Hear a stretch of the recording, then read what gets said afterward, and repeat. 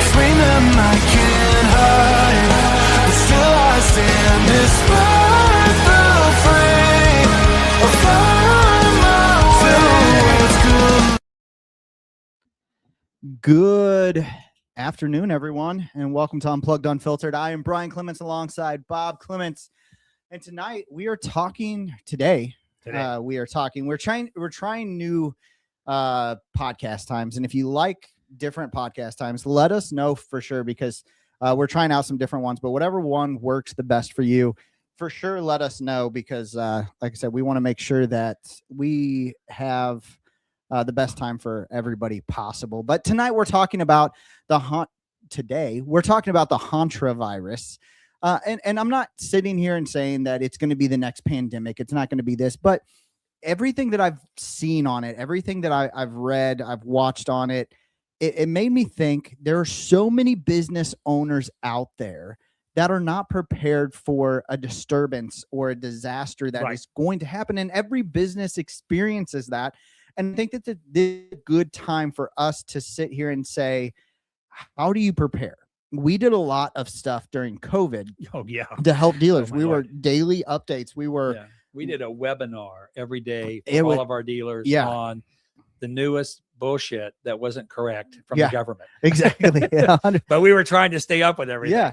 Well, and I think that was your job, wasn't it? It was. just find out what the government was saying today. Just researching. Do not touch cardboard boxes. Yeah. Actually, that was wrong. Yeah. It's 6 feet, because it sounds good. Sounds like a good number. Exactly. 6 feet is a great number. But I want people to understand this. So with this Hantavirus, right, it is spreading, right? There's more and more cases that are coming out. I mean, as of today, there's 18 Americans in biocontainment facilities in Nebraska. Well, they should be in Nebraska. Yeah, in Nebraska and Atlanta. But the reality of it is this is that kind of, I would say that COVID kind of carried the same weight. No one really took it seriously. Right. And again, I am not sitting here saying that this is going to be a pandemic, but you need to look at things like this and say, am I prepared for a fire in my business? Am I prepared for a flood? Am I prepared for the death of a key employee? And that's what we're going to talk about, is you need to take things like this serious so you can prepare. Because one of the things, and I always say this, it's better to have a fire extinguisher and not need it than need a fire extinguisher and not have it. I wish I had it. So, well, that's kind of, I literally just got off of a meeting with a dealership group down in Florida, and they were asking about, so what do you think about this, whatever? And I said, well, first of all, I said, it's not a new virus. Yeah. Okay. This has been around for ages. Yeah.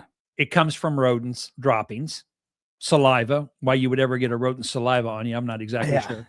But we stress to our dealers all the time, because this our dealers have a lot of cold storage things where they store equipment that's new and things like this. And then there's mice and mice droppings and all stuff like this. So as I was telling them, I said, look, you don't do anything any different you used to.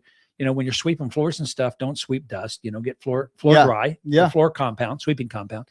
And then you should always have a mask on. Our guys have masks on when they're grinding metals and stuff like that. I'd say, get an N95 respirator. Now that COVID's done, you can buy them like 5,000 at a time for $30. So again, it's not new. The one right now that everybody's talking about, which has got these people in containment facilities, came on a cruise ship.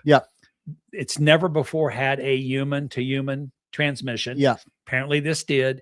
Most likely, from everything I read, because they were on a cruise ship, very close quarters, and it is transmitted through like saliva, things like that.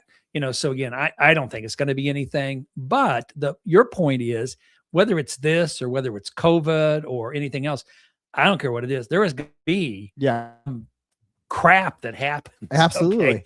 And most people aren't prepared for it. And you need to be prepared. Yeah. Well, and like you said, I mean, this virus, I mean, when we look at the Hantavirus, I mean, it's been around. The U.S. has studied it since 1993, and not to be a conspiracy theorist, they actually studied it as a biochemical weapon. Well, that's shocking. And then there was a massive outbreak of this that killed, I think 4 or 5 people in Yosemite National Park back in 2012.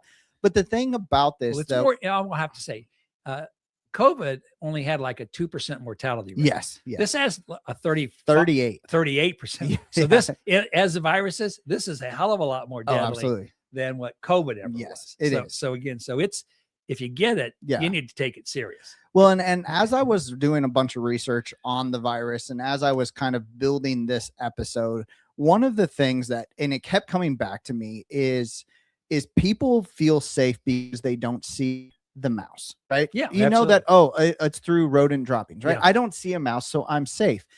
But Bob, when it came to COVID, what was that I don't see a mouse, but I feel safe thing? And then what happened when lockdowns started? I mean, because that's the thing and another one that I'm thinking of is we had, I want to say it was the Hills who had their whole dealership burned down, right? Yes. Was it up? Oh, no, that was Who? What? up in Connecticut. I can't think. Yeah, Flags. Yeah, yes. Yeah. They. Yeah, right. But twice. Yeah, and the thing was, right? They didn't see the mouse, right? But devastation still happened, and that's where I want to, again, not trying to freak anybody out, but I want everyone to understand you don't have to see the mouse for disruption, for devastation. It could be a manufacturer breakdown. It could be a lack of product. It could be the cost of fuel prices. I mean, that is a massive disruption in the industry. So what was something that you learned as we were working with dealers during the COVID period that you think every dealer should understand and prepare for when that disturbance happens? Again, doesn't have to be a pandemic. It could be a fire, flood. I think the number one thing, and like I say, COVID was probably the biggest awakening we had. Yeah. Not because of the stupid virus, but because of number one, the miscommunication that was taking place out there from the government side, not from the other side. But I go back again. I think again, the biggest problem is how do we communicate? How do we communicate to our people? You know, let's say you had a fire like the Flags, you know, so I mean, they basically, their home was not too far away from their dealership, and their fire was, they had battery charging station for their handheld battery equipment in it. They had it all on camera. I mean, one of them just caught on fire, and when you have a lithium battery fire, you don't put it out. Yeah. I mean, it just burns itself out. It's kind of like Tesla cars, you find out when they burn, there's actually no amount of water you can put on it to make it go out. So again, the big thing again is what's your communication plan? What's your communication plan with your employees? Yeah. Because they had employees that came in the next morning that have no place to work anymore. Yeah. Okay. And so how do we communicate that to our employees? How do you communicate, you know, with COVID, how do you communicate that actually you can't come in now? And this was, every state had different regulations. The guy was on with Florida. So I told you, Florida was kind of like Missouri. Missouri let COVID, each county determine what it was going to do. Yeah. So in Kansas City, where we're at, Clay County up here decided that they were going to do a total lockdown and everything. My wife and I have a place in Morgan County, which is down by Lake of the Ozarks, and you didn't have to mask up or anything. Right. There's enough alcohol consumed down there. It goes back to kill every virus. It's water and fresh air, you know? Yeah. And so we spent a lot of time at the lake because we could go out and eat and do anything there. So again, it's just a matter of how do you communicate with your employees? How do you communicate with vendors, or how do vendors communicate with you? And then how do you communicate with your customers what's going on? Yeah. You know, that's the things to me. So the first piece is always the communication side, you know, and then having a strategy or a plan, templates if you want, for your customers that are already worked out. Yeah. I mean, we've done this, and I'd be happy. I built all of this out for our dealers because of COVID. I've got like a 4-page do this crap.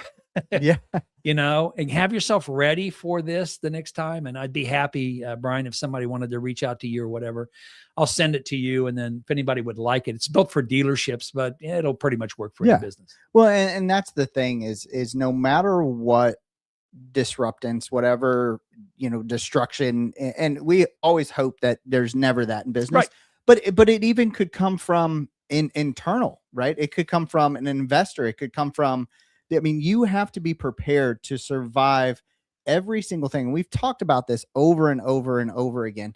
And we had a long conversation about this with Mike and Cass Lazaro with shoveling shit, you know, is you have to be able to pivot. And if you cannot pivot, or if you do not plan to pivot in your business, you will not survive a pandemic. You will not survive a flood. You will Right. not survive all of those.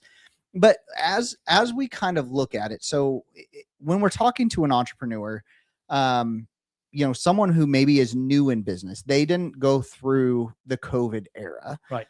What are some things like as far as like cash, right? If you are a You newer need it. business owner, how long would you say, what would your minimum runway be for someone to prepare for a disturbance or disruption in their supply chain, in their whatever it would be? What would you recommend them to have? 90 days. Yeah. Okay. So again, whether it's cash, okay, and you may not have 90 days of cash available, but then that's why you should already have established a credit line. Yeah. Okay. So, but you have 90 days. So if you're burning, $30,000 a month, you need access to about $90,000. Yeah.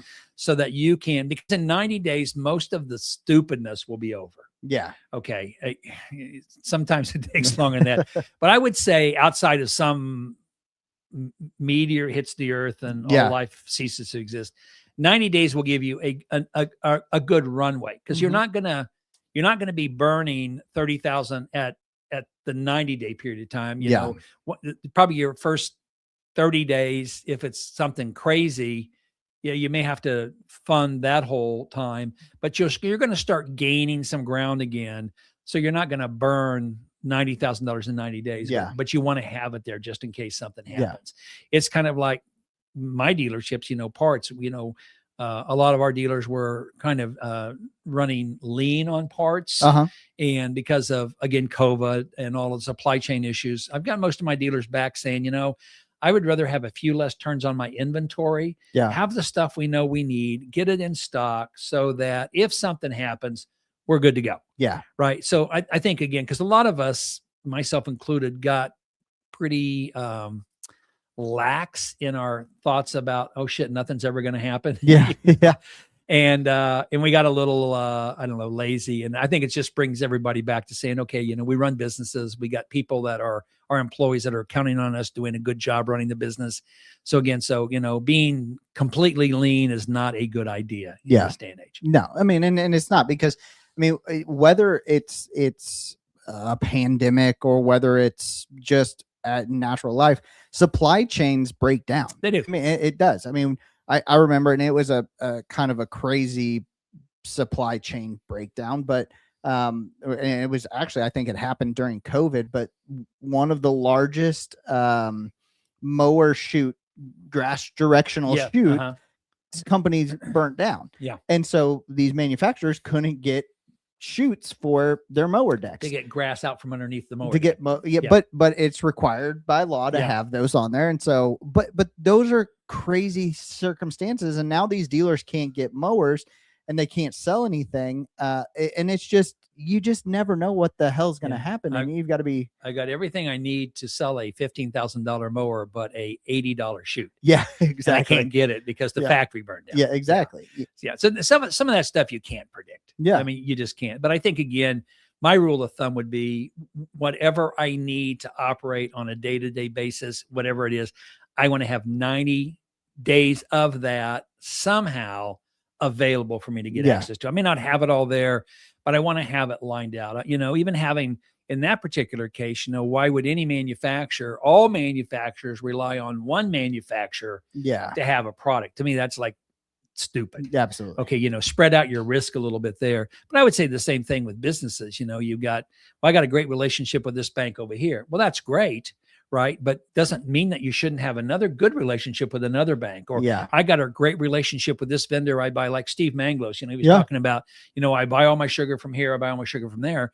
Well, that's great. But if you're making fudge, okay, and that place doesn't have sugar anymore, right? You maybe buy 80% of all your sugar from over here and give this other one 20%. So you're at least doing something with them. Yeah. Right. So that if this goes away, I can leverage this and still keep going. Yeah. And I think that's the piece of it. I mean, I would never give anybody 100% of anything I do. Yeah, absolutely. Right. I would have this, and then I would have a secondary one over here that I could go to in case something happened over here that I didn't. So, that to me is it. And again, I think 90 days is a good number. Yeah. I think, again, because if it goes past 90 days and everything is shut down for 90 days, then we got other bigger problems. Yeah, absolutely. So one of the things, and as I was looking through the people who have registered on LinkedIn, who got notifications on YouTube, we have some pretty high up people with some manufacturers that you and I've dealt with. Forget everything I said about manufacturers. Yeah, no. But what is one thing from, let's say we've got a CEO of a big outdoor power equipment or tractor manufacturer or automotive manufacturer, right? Let's say that they're listening here, and they're going, okay, well, how can we prepare as a manufacturer, whether it's automotive, outdoor power equipment, power sports, sugar provider, whoever it is, right? What is something that they can do on the manufacturing side that protects the business owners below them? Well, I go back again. I think if you're a manufacturer, and all the manufacturers went through the whole COVID thing. Yeah. It was in the industry that I play in, all of the dealers we have, with the exception of some in Canada. Canada got a little kind of crazy on some of their stuff, but ultimately all of our dealers were considered essential businesses. Yeah. So for 3 years, they had the greatest business they ever did, and manufacturers sold more equipment than they ever dreamed they would sell. Yeah. So the problem was the manufacturer. But I would say again, coming into it, if I were a manufacturer, I would make sure that my dealers have a disaster plan in place. Yes. Not that you have to do it, but I mean, if I were a sales rep, because again, it could be, like you said, it could be a dealership that catches fire. It could be an owner that dies. So what's going to happen, at that point there. So if I were a manufacturer, part of what my recommendation would be is to have you as a manufacturer build out a disaster plan for whoever your dealers are, whoever your customers are. And again, I'd be happy to send ours out. You're welcome to it. You can modify it, change it, do it. I got no copyright rights on it. I'm just trying to do something for our dealers, but say, hey, look, this month we're getting ready to really get all of our dealers focused on, it's hurricane season, it's tornado season, it's fire season. If you're in some of these areas out there, do you have a disaster plan in place? Yeah. Well, I don't have one. Well, here's mine. Yeah, okay? absolutely. Okay. Yeah. Let's go through right now and check off, because mine's just a checkbox thing on the different categories. Yeah. Let's just go through real quick. If I'm a sales rep, let's go through real quick. Won't take us 5 minutes. Let's check everything that you've already got, and then let's focus on the things that you need to work on. Yeah. That's what I would do. I think as a manufacturer, and I know you say, gosh, I got so many other things I'm doing as a manufacturer. Well, as a manufacturer in my world, your dealer channel is the most important thing you got. Absolutely. This is the people, you build it, they sell it. That's, so making sure you've got a strong dealer channel that can handle some sort of a catastrophic event, is important. I mean, I got one dealership that I work with that sells tractors. I won't tell you the brand, but they sell 600 a year. Yeah. Okay. So if you're a manufacturer, and you got a guy that sells 600 tractors of your tractors a year, that's a lot of tractors for a single, he's got 3 locations, but you want to protect that. Yes. And so again, I think, again, that's, if I were a manufacturer, I'd be looking at my dealer channel in my world and saying, what can I do to make sure they're prepared? Yeah. I don't have to give them anything other than a stupid checklist. Yes. Okay. And then when your sales reps there, have them pull the checklist out and say, hey, Bob, right? We so that we don't go through some sort of catastrophic event, whether your building burns down or whatever. Here's a checklist that my company, the manufacturer, has put together for dealers or whoever it is. Let's just go through and check these off, and let's get as many as we can. And if there's some we can't check off, then I'll continue to work with you till we get to a point where we can put a check mark. Absolutely. Well, and then that goes back to that communication. I mean, they've got to communicate not only to who they're supplying product to, but also they've got to be able to communicate to their internal team and say, here's the power that you guys have. Absolutely. If a issue happens, if this arises, if a dealership catches on fire, you send whatever trucks you need to make sure that they can move their equipment so it's not sitting on floor plan. It's not, it's communication internally and outernally. But I think that other businesses also need to understand that they have to have constant communication with their teams. We do that every single tornado season in my house, and we do it every time that there is a potential tornadic outbreak that is coming into our Which is region. about every third day. Yeah, right. Lately. Recently it is. It's like, wow. But we do that with the kids. We talk to them and say, okay, what is our emergency plan? Do you know what you need to do? Do you know what you need to have if we come and say, hey, tornado is coming? And I would love to say that this is something that we haven't had to actually implement. But 2 years ago, our house got hit by a tornado. And but we were all safe. Everything was fine because we had practiced and we had communicated and our team had those conversations. So for a business and what we'll use a dealership as an example, what kind of conversation does a owner or a general manager need to have with their team before a moment of crisis, not during it? Well, again, I think it's just, again, if it were me, again, I would meet with my department managers. Yeah. And I would say, so let's say that I'm going to meet with a service manager. So I say, okay, what's your plan on your shop catches on fire tonight? Okay. All the equipment's in here, both customers and our equipment in here gets burned up. Yeah. You know, what's your plan on how would you deal with that? They go like, oh, well, gosh, I'd have my technicians get their tools and we would go do. And I said, well, keep in mind the tools were in the fire. Yeah. Okay. So they don't have any tools anymore. Yeah, absolutely. So my question is, by the way, did your technicians have insurance on their tools sitting in your building? And that was one of the things Dave found out, that they didn't. Yeah. Okay. And so now we've got $250,000 worth of tools that he has to somehow help his guys do there.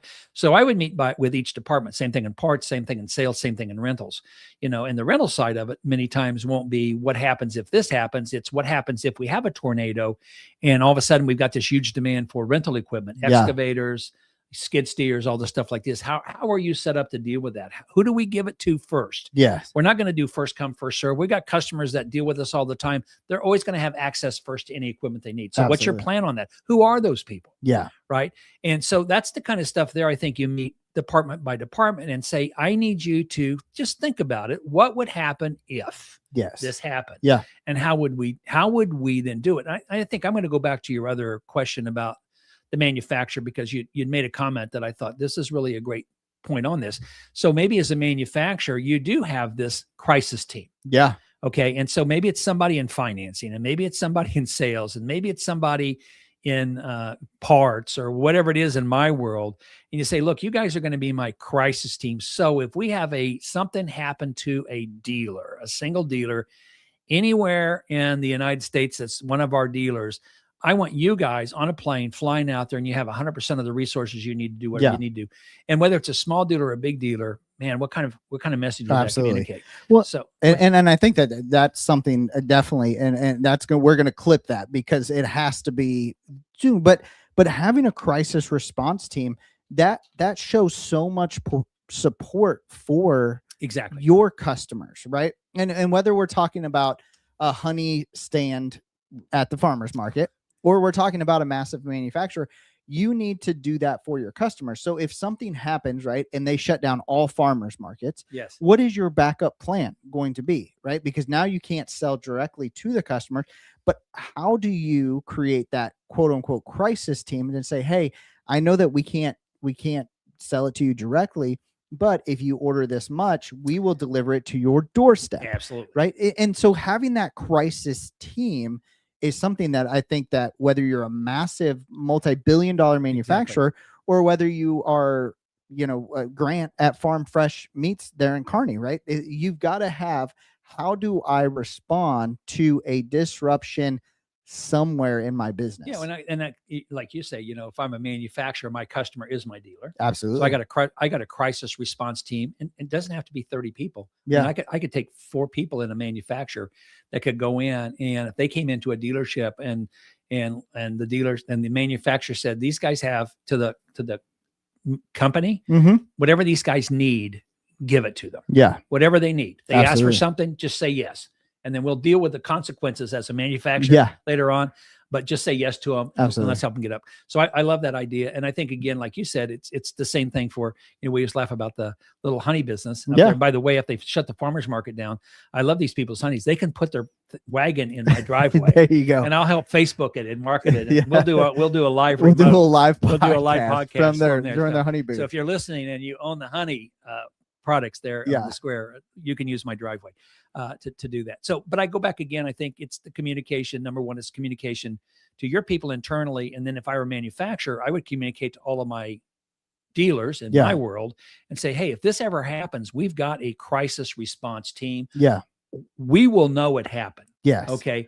They will be on their way to help you out. Absolutely. And I think that would do it. And the same thing again, if you've got, if you're a retailer, Yeah. right, and your customers are people like you were talking about, the gentleman that sells beef and stuff like this, you know, and let them know that, hey, if something ever happens, you know, and maybe get at the farmer's market to say, hey, if something ever happens and they shut this down or whatever like this, here's a card. Yeah. Okay. So take this and then I'll make sure that you get the honey you need. We will take care of that. Don't worry about it. Yeah.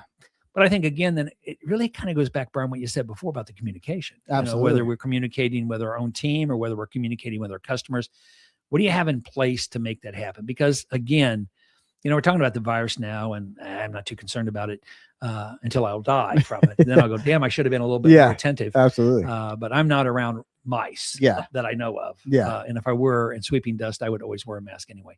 But I go back again, you know, what do we need to do? How do we need to communicate to our vendors? How do we communicate to our customers? How do we communicate to our employees? How do we communicate to our banks? Yes. You know, your bank isn't a customer. They're basically a vendor in the same thing, but, you know, letting your bank know, hey, if I have a plan in place. Yeah. So if something goes to hell in my business, I want you to know that we do have a plan in place. They're gonna like you for that. So absolutely. Saying, okay, this is a guy that's got his game on, and this is a company that's got their game on. So communication is a big part of it. Well, and so we've got a couple comments in here, and I see Ian commented. Ian, I'll definitely look at your example after the podcast here. But we had a LinkedIn user who commented and said, COVID, inflation, tariffs, the Strait of Hamas, housing crisis, 9/11, inclement weather. Industries need to have a what if plan because we are seeing more global disruption that impacts locally. I'm depressed after you reading all this. Yeah. Like, welcome to my generation. We have not had a single decade that we have not dealt with some bullshit. Yeah. Well, you know, as a boomer, we tried to leave you the best. Yeah, you did. You did. But, and then this is an interesting one because we had another LinkedIn, and I'm not sure if it's the same LinkedIn user because unfortunately on our side, it's just showing LinkedIn user. But it says, if you have a crisis team, you can't communicate via company email. So you have to have a plan and agree on an alternate communication channel / method that anyone can access, such as text or WhatsApp. And that's another thing, because if something happens or a hurricane happens, right? My internet might be out. Things might be right. So you've got to really think in depth. How do I communicate on different levels to reach people if for some reason I can't get to Facebook, if I can't get to Instagram, if I can't do this, where are my other levels of communication? And I think that's a great insight. That's some great insight. And it is because it makes you think of every single detail. There is a lot of details that go into a crisis plan. I've gone to a lot of dealerships because of crisis. Yes. And you say, and I kind of took offense to that because you say, oh, a manufacturer needs to send 4. You said 1. Well, you're pretty good, Lo. Hey, you're pretty good at what you do. But the other thing is when I would go out is I had connections to all of the manufacturers. I had connections to all of you needed something. You had a phone call you could make and magic could happen. And stuff could happen. But I think that's what businesses and manufacturers and every entrepreneur, even if you're in software, even if you're in AI, like you need to start thinking through what happens if this stops, if this crashes, if this shuts down, if my servers catch on fire, what happens? Because and the other thing too, and this is something, you think about all of the technology out there. What would happen if one of the massive data centers burned up, right? What's going to happen? Your product's going to slow down, right? There's going to be a lot of, and it's those kind of things. And I'm not trying to say like you need to be a prepper, but you, as an entrepreneur, you need to have a backup plan on everything that you do. So, but and again, I think, and having, and I love the comment on communication, because you're right. You don't think about that stuff and go like, well, hell, I don't have access to the internet. Yeah. Right? So what do I have access to? Again, this would be one of those. If I had a business that was dependent upon the internet, I would spend I don't know, 50 or $100 a month, and I'd give it to Elon, and I would have Starlink. Okay. Absolutely. So if I had a business that was dependent upon this, and I think about my dealers in Florida, not just in Florida, all my coastal dealerships down there, when a hurricane comes through, many times you don't have cell phone anymore. You don't have internet. You don't have that. So, again, it's kind of planning in advance. People say, well, it's $50 or $60 a month for that little mobile one they have, but yeah. So what? It's $600 a year. You can write it off your taxes and you have access at that point. So those are things, again, I think that's a part of that kind of your prepper mentality. It's like, okay, that makes sense. We need to kind of have some stuff set up like that. So again, the challenge is if we could predict them, it would be a whole lot easier. Yeah. Say, well, hell, in 90 days, this is going to happen. Now I got time to do it. But the reality of it is it's almost instant. Absolutely. Well, and Ian just made an incredible comment and made me laugh as I was reading. As a business, a business just needs to realize you are just a backhoe away from being out of touch, right? That's great. One wrong scoop and you are out of touch with the world. That is great. And backhoe away. But that's the reality of it. And we had a fiber company installing fiber out to my ranch. It's been 2 years ago now, but that speaks very true to me because they were the most unprofessional installation crew I've ever experienced. And they hit my current fiber line. They also hit underground power line. That would have been exciting. So we had no power. Any sparks come out of that hole? Oh yeah. And then they blew a transformer. I'm sure they did. It was an expensive day for them. But we were out without power for 3 days and we didn't have internet. We didn't have any of that because, well, we were one backhoe away from, I love that. From being out of touch. Great comment. It was. That's great. So, but, and again, I kind of, as we're closing this up, and this is going to be a shorter episode, but is the Hantavirus the next COVID? Probably not, right? It's limited transmission, geographically contained. Right. Not efficient. Stay off cruise ships in Argentina. Yes. Yeah. But it's not efficient enough to spread globally in its current form. But at the same time, we did say the same thing about COVID in January of 2020. The real question, though, is never about actually the Hantavirus specifically. It's always about whether your business is ready for the next disruption, whatever it is. Exactly. Someone who can survive COVID and still has not made changes to the world. What are you going to do this week? Well, I go back again. Everybody went through COVID. Again, we were blessed in my industry because COVID didn't hurt us at all. Had you been a restaurant or something like that, I mean, it was devastating for them. But I would go back again is if you've gone through it and you still don't have a stupid plan. Yeah, exactly. Like, reach out to Brian. I'll send you my stupid plan. Right. Yeah. Make it your own, add to it. It's a Word document. You can do anything you want to with it. So, but you need a strategy, you need a plan. And, to Ian's point, it is one backhoe away, one excavator away, Absolutely. All communication be cut off. And then how do we do that? So I think, again, it's having something sometime is going to happen. Yeah. That you today can prepare for, and it won't keep it from happening, but you're going to come out 99% better than everybody who didn't prepare for it. Absolutely. Well, and again, you don't have to see the mouse. You don't have to see the mouse. And when I say you don't have to see the mouse to get the virus, I'm not actually talking about the Hantavirus, right? You never know where that mouse is at. It could be a fire in your shop. It could be a flood. And as we're kind of closing this, Gustin, one of his quotes, and I was reading through this, if this was highly transmittable virus, could you only imagine the chaos that we would be facing now? That can happen on a small scale in so many different aspects. Again, I feel like got lucky, but the question is, what do you do with that? Where do you go? How do you prepare? And if you want that answer, I'm going to next week deep dive into preparation, into actual disaster planning for businesses on all different scales. I'd love to pull up and actually show kind of what that checklist looks like so people can start to actually build a plan. if disaster strikes, when disaster strikes, and it's going to strike at different levels, right? Absolutely. We might not have a Could be- category 5 hurricane. No, but again, you could have a town like, I just think of Joplin, Missouri here a few years ago. They had a 5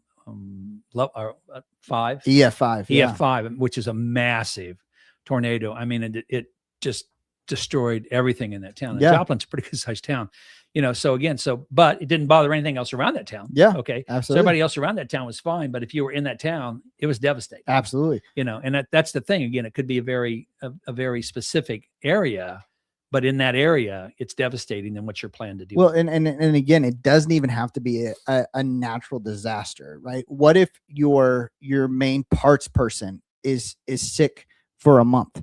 What happens when your best technician has to go out for knee surgery? Right. There's so many little things that end up being a massive disaster if you do not have a backup plan for that.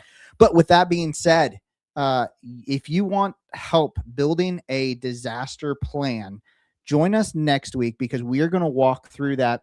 I would love for everyone to get in their comments, start building it out. And if you want a pre-built out disaster checklist, email us info@unpluggedunfiltered.com, and we will make sure that you guys get the checklist, and then we'll help you next week customize that to your specific business, whether you're a manufacturer. If we have any of our manufacturers that are on here, I know we had a lot register for this. If any of them are on here and you want help understanding the concept of a crisis team, we're more than happy to help you with that. If you're a solo entrepreneur and you're selling honey and you need a disaster you need a plan, driveway, you contact us, and next week we will help build out all of that information for you, and help you build that disaster plan. So cool. With that, we will catch you guys next week. Thank you guys, everyone who commented, everyone who registered.